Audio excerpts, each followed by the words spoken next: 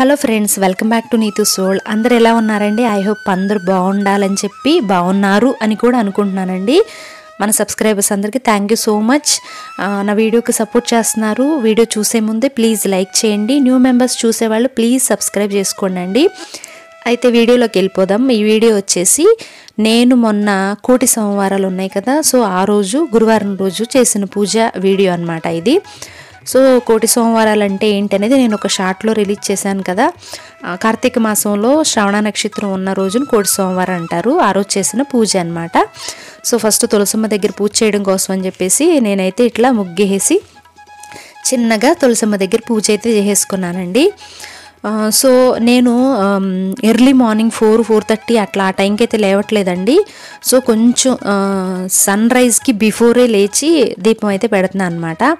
So బయట తులసమ్మ దగ్గర అయిపోయిన తర్వాత కార్తీక మాసం అంటే కార్తీక దామోదరుడు రూపంలో ఉసిరి చెట్టులో కొలువై ఉంటారు శ్రీ మహావిష్ణువు అని చెప్పి చెప్తారనమాట.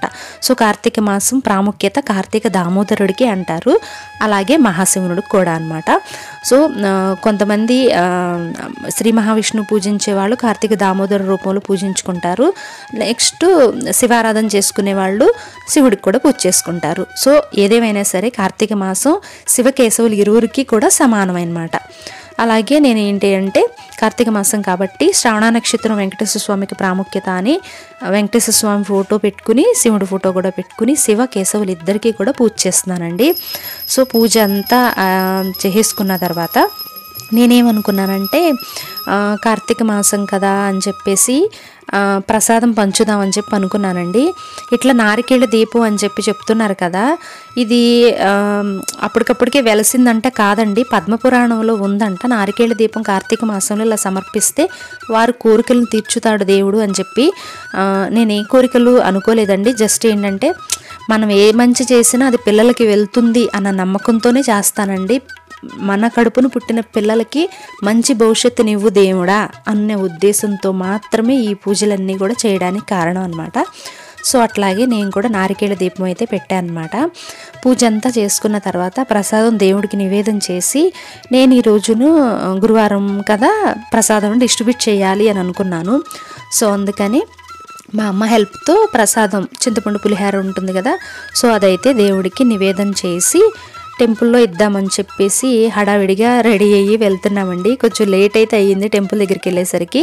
ఇక్కడ టెంపుల్స్ మార్నింగ్ 8-8:30 వరకు అసలు ఓపెన్ ఉండవండి. నేను బెంగళూరు వచ్చిన కొత్తలో 6:30 ఆ టైంకి టెంపుల్కి వెళ్తే అసలు క్లోజ్ అయిపోయి ఉంది, ఆకులు అలములు పడిపోయి ఉన్నాయి.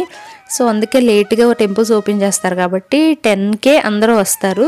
సో నేను కూడా అంతవరకు వెయిట్ చేసి ఈసారి మా అమ్మ నేను కలిసి వెళ్ళాం అనమాట.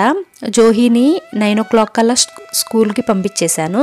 జోహి వెళ్ళిపోయిన తర్వాత ఇంకా పూజ అంతా అయిపోయిన తర్వాత ఇంకా టెంపుల్కి అయితే వెళ్ళామండి. సో మా అమ్మ నేను కలిసి వెళ్ళాము ఈసారి.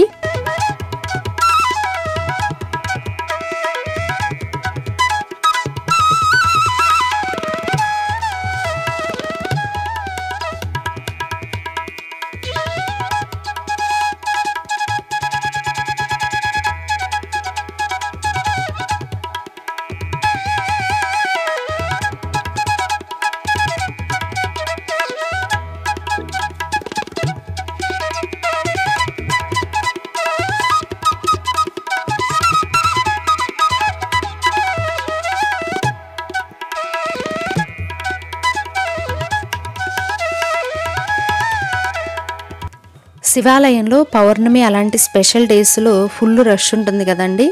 సో అందుకని ఇదే రోజు దీపదానం కూడా చేద్దామని అనుకున్నాను అనమాట. వేరే రోజులు రష్ ఉంటుంది, నాకు మళ్ళీ ఈవినింగ్ టైంలో వెళ్ళే టైం అయితే లేదనమాట. సో అందుకని మార్నింగ్ టైంలోనే ఏం చేసినా చేసేద్దాంలే అని చెప్పేసి మార్నింగే వెళ్ళిపోయాను. శివాలయంలో ఒకసారి కార్తీక మాసంలో ఒక్కరోజైనా సరే దీపం పెట్టాలి కాబట్టి నేను ఈరోజు సెలెక్ట్ చేసుకున్నానండి. ఇలా 2 దీపాలు అయితే సెలెక్ట్ చేసుకున్నాను. 2 దీపాలు రెడీ చేసుకున్నాను అనమాట.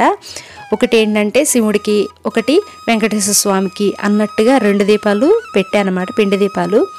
సో ఇట్లా అయితే పూజ చేసేసుకుని ఒకసారి శివుడికి కూడా దీపాలన్నీ చూపించేసి అదే ప్లేటుని నేను పూజారి గారికి దీపదానం అయితే చేశానండి.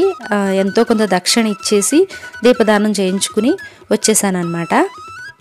ఎవ్రీ ఇయర్ కూడా పౌర్ణమి రోజు చేద్దాంలే అని చెప్పి అనుకుంటాము, కానీ పౌర్ణమి రోజు ఫుల్ రష్ అండి. ఈ టెంపుల్ మొత్తం రష్ ఉంటుంది. అక్కడి నుంచి రోడ్డు మీద వరకే ఉంటారనమాట, గోడల మీద ఎక్కడ పడితే అక్కడ.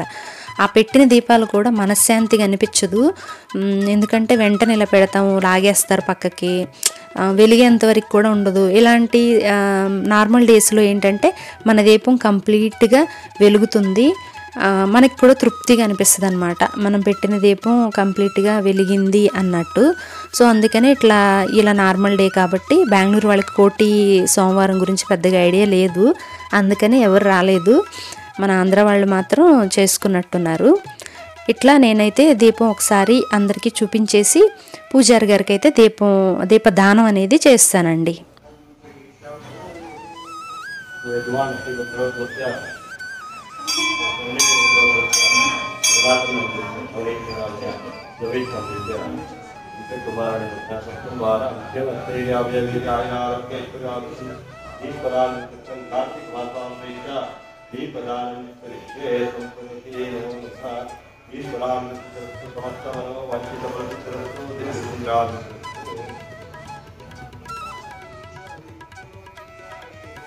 మేము వెళ్ళేసరికి లేట్ అయిపోయిందండి.